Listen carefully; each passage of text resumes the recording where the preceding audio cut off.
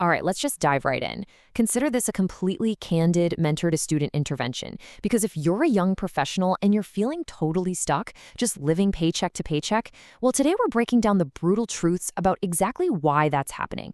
Welcome to today's Explainer. Think of this as your personal financial coaching session. Look, every single day you're making these tiny micro choices, and those choices are literally dictating whether you'll end up wealthy or broke in the future. So today we're going to look really closely at the 15 specific money habits that are actively draining your bank account.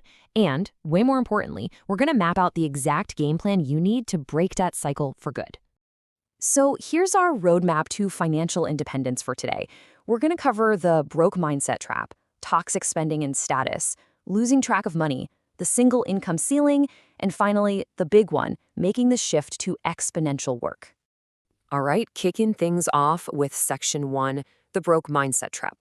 Look, there are 4 massive mindset errors keeping you stuck right out of the gate. Habit 1 is taking financial advice from poor people.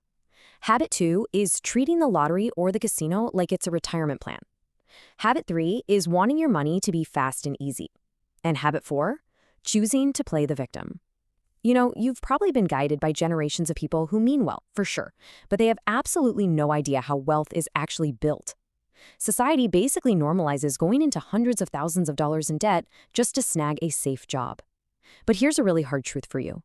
If you surround yourself with 5 broke people, guess what? You are going to be the 6th. You've got to take responsibility and actively unlearn these defaults. And the crucial point to remember here is this: luck is not a strategy.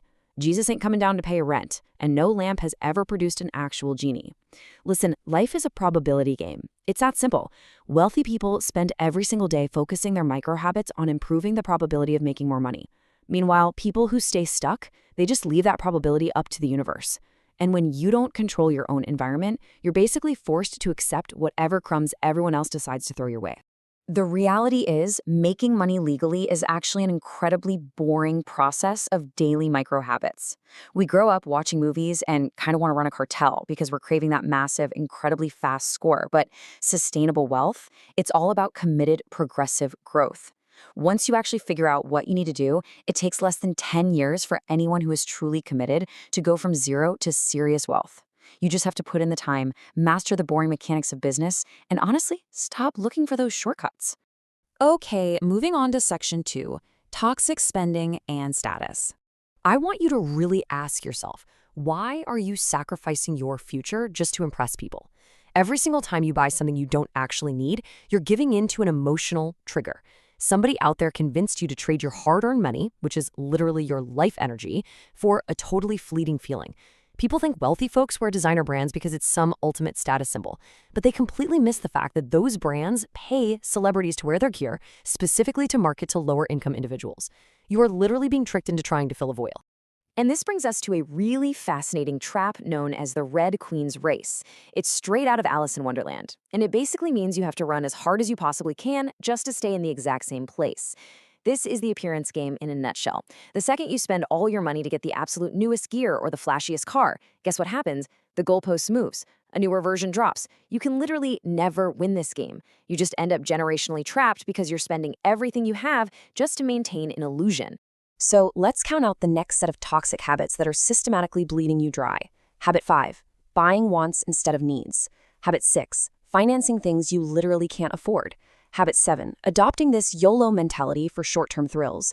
And habit 8, maintaining unhealthy, super expensive lifestyle habits, like daily fast food or smoking. Buying wants is bad enough on its own, right? But financing them? Man, that is modern-day servitude. The very moment you borrow money to buy junk, a corporation literally owns your time until it's paid back with interest. Add in the massive future medical bills from poor health choices, and you've got a perfect recipe for staying stuck. The math on this is just staggering. Take a look at this number, 63%. The average car depreciates 63% in its first 5 years. When you finance a brand new car just to show off, you aren't just losing money on the depreciation. You are actively paying interest on money you borrowed to buy an asset that is aggressively losing its value. You're getting squeezed from both ends just to flex a new ride. And check this out, 57% of millennials actually admit They overspend solely because of the FOMO, the fear of missing out generated by social media. And look, I get it. It is incredibly hard to resist. You see people vacationing in the Maldives, and you instantly associate that with happiness and success. But we have to remember, social media is an incredibly fake, highly curated highlight reel. Please don't let someone else's fake digital advertisement destroy your actual real-world financial future. All right, let's jump into Section 3, losing track of money.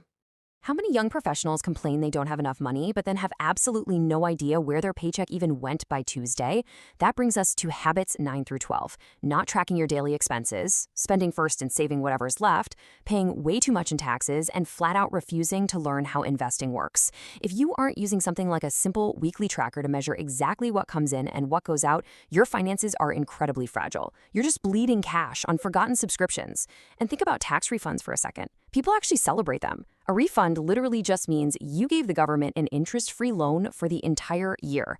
We really need to start paying attention to this stuff. Here is a fantastic golden rule to live by. If you can't buy it twice, you can't afford it. Seriously, nobody has an internal debate about buying a pack of gum at the grocery store register, right? Because you know you could easily afford 20 of them. But if you have to sit there and ask yourself if you can afford that brand new phone or that expensive jacket, you simply can't. Stop borrowing money. Stop letting these credit card companies bleed you dry. Notice how money flows totally differently for the wealthy. As you can see here, the average person earns money, the government immediately takes taxes out of their paycheck, they spend whatever is left, and they end up saving zero. But the wealthy, especially those running businesses, they operate completely differently. A business earns money, spends what it needs to grow and operate, and then only pays taxes on what is left over. Plus, the wealthy take their income and immediately allocate a portion to investments before they even start spending. They pay their future selves first. Which leads us to Section 4, the single income ceiling. This right here is a hard truth. If you're unable to earn money while you sleep, you will never be rich. Habit 13 is relying purely on a single income. Look, if your only way to make money is trading an hour of your time for a set amount of dollars, you've hit a hard limit. There are only so many hours in a single day. What happens if you get hit by a car tomorrow and you can't work for 4 months? Your single income drops straight to zero. You absolutely must build residual income streams that just drip money into your account, whether you're sitting at a desk, chilling on vacation, or fast asleep. And the data completely proves this out. Take a look at self-made millionaires. 65% of them have at least 3 streams of income. 45% have 4 streams, and nearly 30% have 5 or more. They do not rely on one boss or one single paycheck. By diversifying exactly how their money comes in, they drastically lower their probability of ever going broke.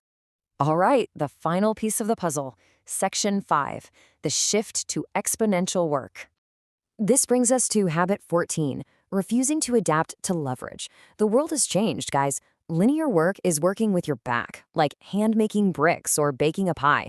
If you bake a pie and sell it, you physically have to bake another one to make more money. It's totally limited.